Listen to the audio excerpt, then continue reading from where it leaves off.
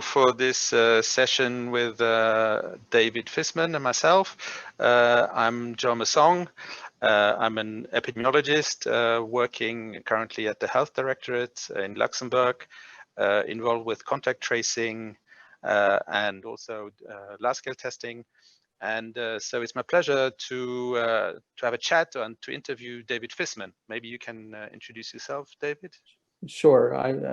My name is David Fisman, and I'm an infectious disease physician and an epidemiologist at the University of Toronto in Canada. So we are supposed to be discussing solving pandemic enigmas and communicating risk to the public. Pandemic enigma, of course, to me, seems to be like it's stuff that we don't know. Huh? What is it? What do you think has been the biggest unknown, or what is the biggest surprise and has been in this pandemic for you?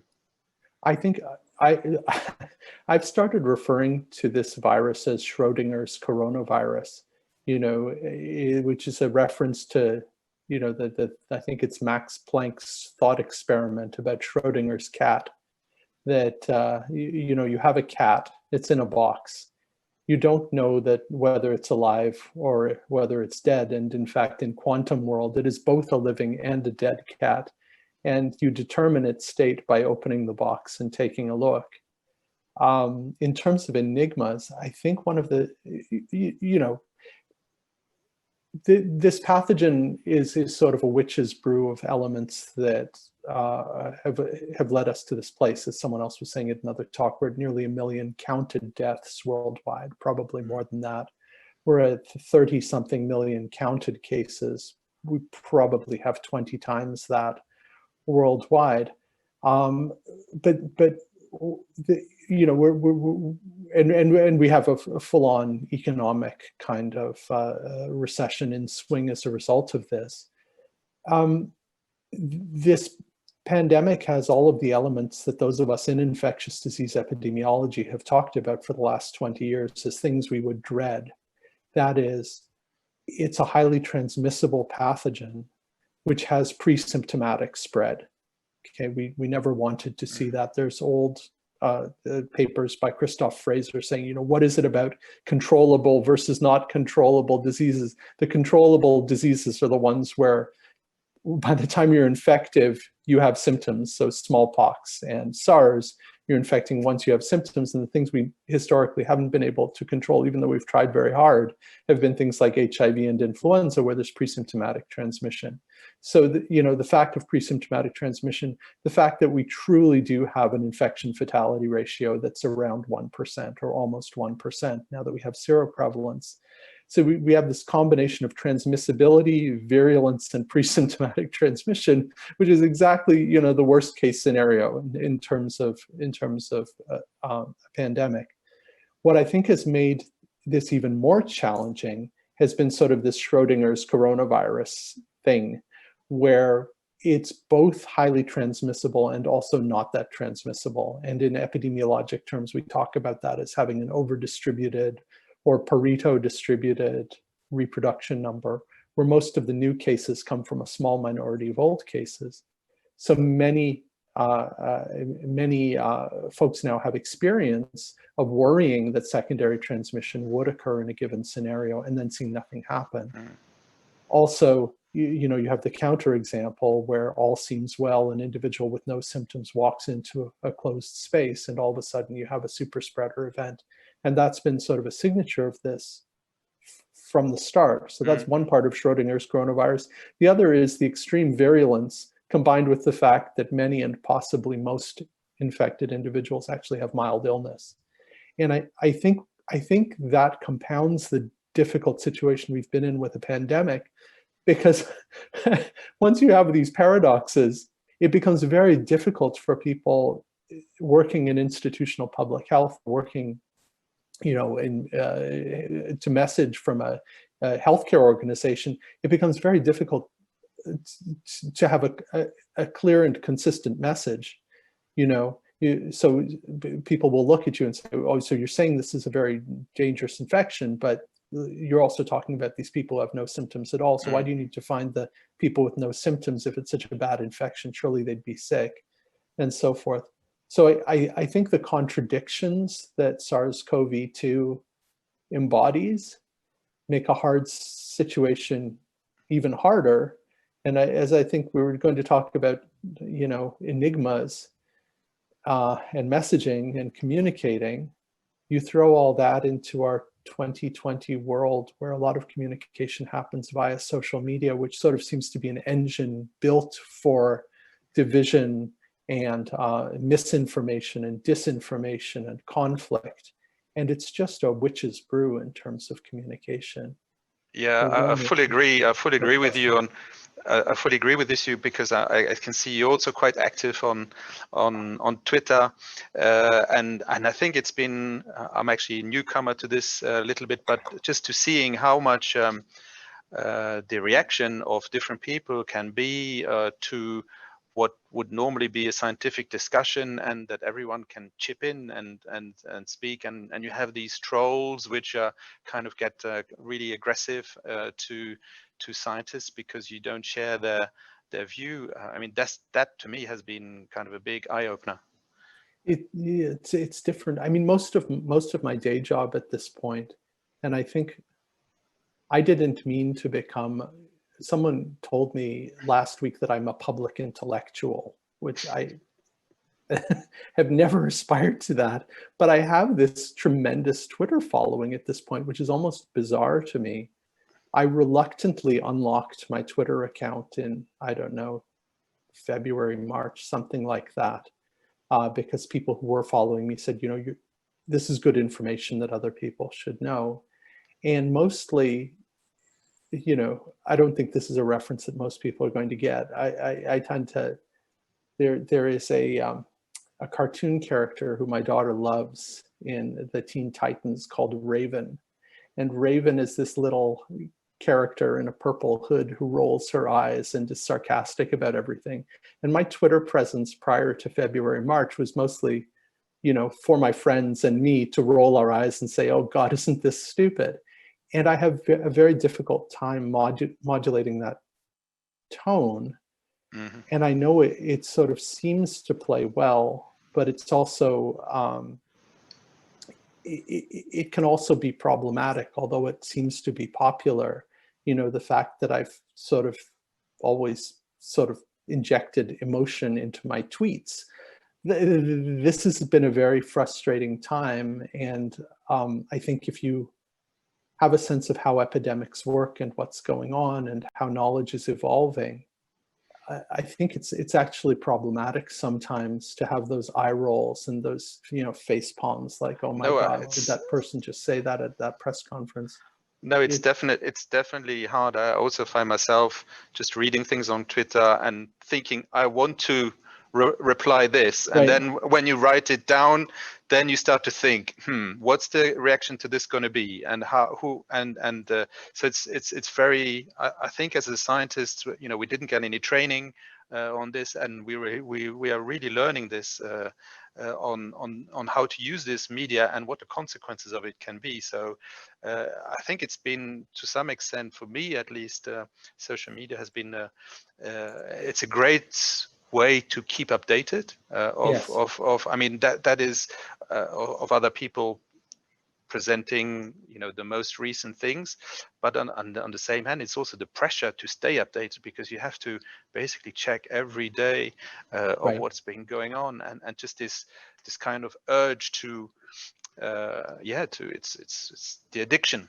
of it. And I think that's a physiological, I think we get a little dopamine squirt when we we get a like or a mention or something. I think that's, by design. And there has been excellent, I mean, I think about one of the best things I've read about this pandemic in terms of virology is there's an ecologist named Marm Kilpatrick who's on Twitter. I don't know what his handle is, but who basically did a systematic review of viral load, the timing of viral load differentially through the course of infection, which is absolutely brilliant work, which is as good as anything I've ever seen in a journal. And the guy did it as a Twitter thread. And there's that gold buried in there where people are clearly, riffing and have ideas, and they're sharing them, and they're fresh ideas, and it's very exciting. So there's excellent stuff to be had there. It just, what I find also is it's become increasingly difficult because there are so many voices now. It's almost like you're in a crowded bar room and everybody's yelling at top volume, and you can't hear the conversations you really want to hear. I listened to Larry Madoff speak this morning about ProMed, the role of ProMed. And Larry, full disclosure, is one of my favorite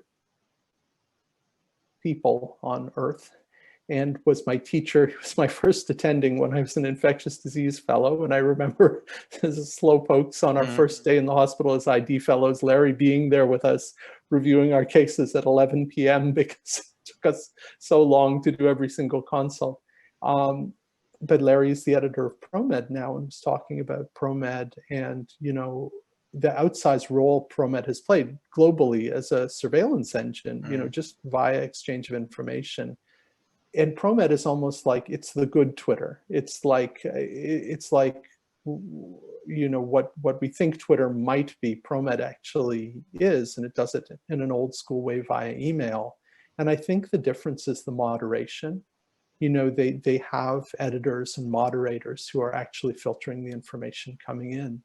And I think it makes all the difference, actually having a group of knowledgeable people serving as a filter, because the difficulty with Twitter or what have you is things are unfiltered. Yeah, I'm not even on Facebook at this point, because Facebook seems to me at this point to be primarily an engine to generate conflict, and I don't want to be part of that. Yeah, it's definitely, social media is a double-edged sword. And I know also we had a GLOPID, this sort of global research consortium. We had a seminar about 6 weeks ago, and I'm blanking out on the fellow's name, which is terrible. We had this wonderful internet researcher from Italy who was talking about the fact that when you're on Twitter or when you're on social media, you're talking to people who already think like you. Yeah. Which really does limit the usefulness of sort of sharing new ideas. You're going to share new ideas with people who already believe those ideas, and you're not going to reach the people who don't share your views as readily. On this, I've tried once to do, or recently I did a poll on Twitter also, and it was really interesting to see. So the question I asked was whether people had intention to get vaccinated with the coronavirus vaccine, and I gave 4 answers. Yes, probably, yes, definitely, no, probably, and no. And what was really interesting was the proportion of people for and against, how that changed over time. Because initially I also thought that, like you, that there would be a huge majority for, because of course the people, but actually what happened was that at some stage it got into the, so it started off basically 2/3 for, and then suddenly it really went to those against, and then it took off like an epidemic, and it went really kind of against vaccine, and then it changed back again during the day. So there really seemed to be kind of like an epidemic effect going on that that is spreading this information. So yes. I think you cannot control really where the information is going on Twitter and who will use it, and that's one of the. I think that's true, and Carl Bergstrom, who is definitely worth following on Twitter, who's Carl is unclassifiable. I think he's officially a biologist, but he's sort of an everything. He does math, he does computers, he does, you name it. He was Mark Lipsich's early collaborator on antibiotic resistance. He's sort of a human Swiss Army knife. And he's also he's also written a recent book. What is it? Calling. I hope I can say calling BS. I won't use the bad word at ECCVID. But Carl has gotten very interested in disinformation, and some of what you see, for example, he unearthed a hydroxychloroquine site a few weeks ago, where he had a computer scientist he works with dig down into the actual code on this thing. And it looked like that, it's a website that links to bogus hydroxychloroquine trials, right? that misrepresents hydroxychloroquine as supporting it as a therapeutic option for COVID, which at this point it's pretty clear it's not. But what was so interesting is the way it's packaged. The typeface is the typeface from the Lancet. So it looks very credible. The graphics look like the Lancet. And as this computer scientist dug in to the code, I'm not a computer scientist, but it's pretty clear that the code is done in a way, the code is all new. It's not copy pasted from anywhere. And it's all been written in a way that makes it very difficult to figure out who is actually behind this. So you have savvy actors and operators, whether they be states, whether they be groups, whether they be corporations, who can use this platform to create alternate realities that are appealing to people who already believe those alternate realities. And that becomes, that becomes a very dystopian world, and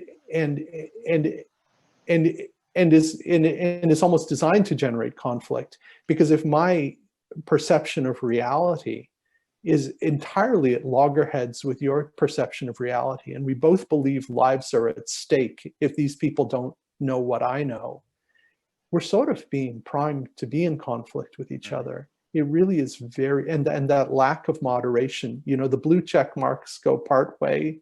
All the blue check marks really mean is you have some sort of institutional affiliation.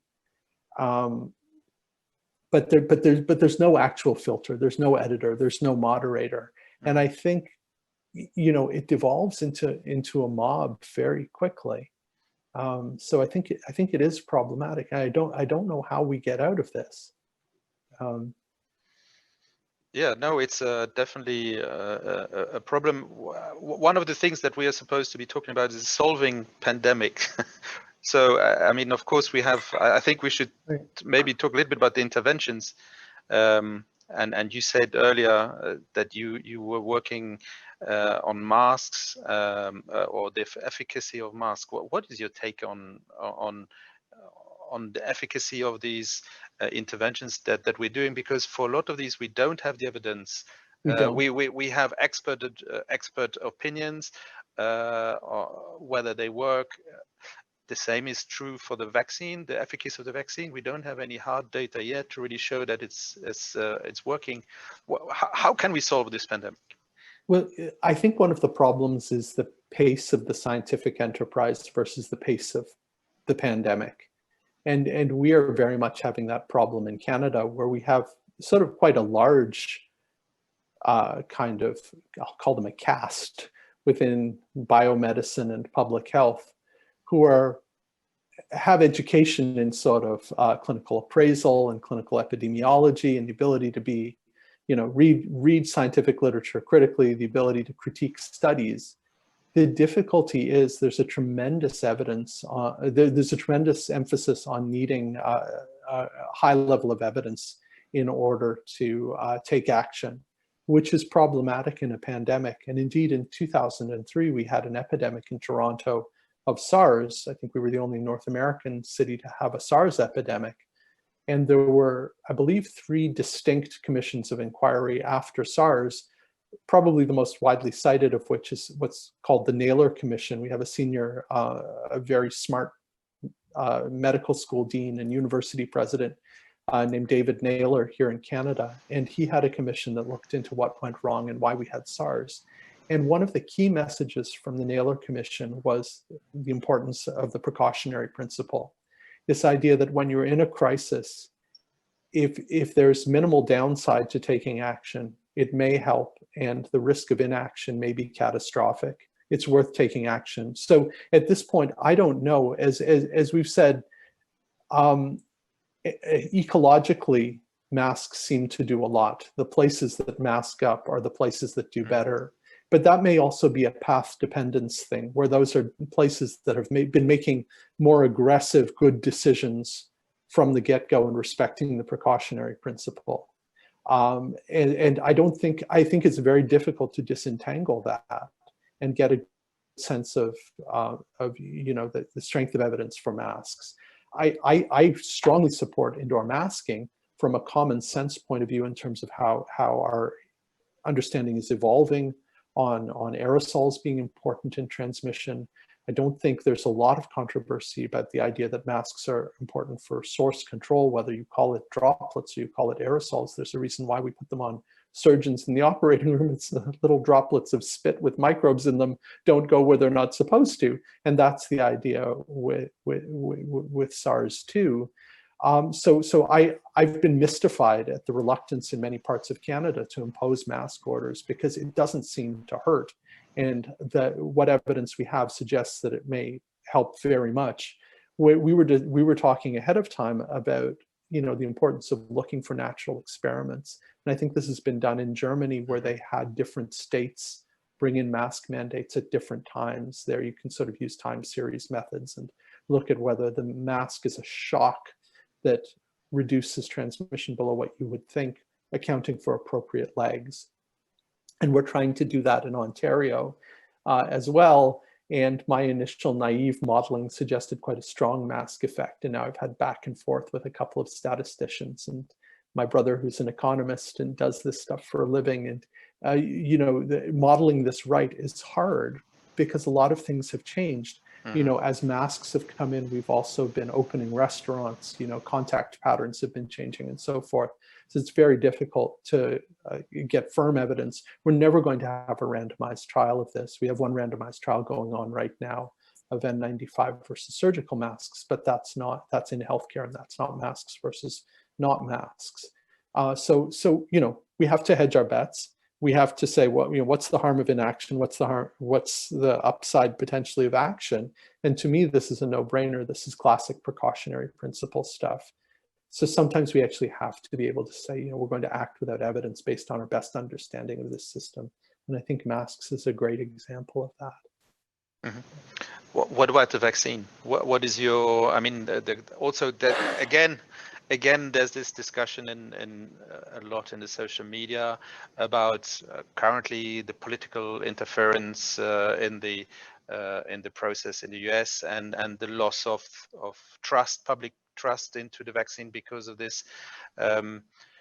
Where do you see the vaccine going? I mean, will it make a difference, do you think, in helping to control the pandemic? You know, as someone who I've spent most of my career thinking about vaccines in one way or another.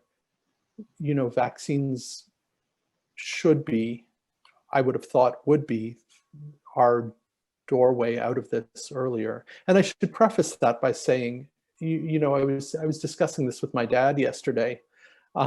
He was telling me he was reading the biography of Mary McCarthy, who's a famous American writer, and was telling me about Mary McCarthy's, you know, train trip in 1919 with her family in the U.S. I can't remember where they were going, but you know, the family got on this crowded train car. They got off at their destination. A few days later, both her parents were sick, and both of them died, and that was the Great Influenza.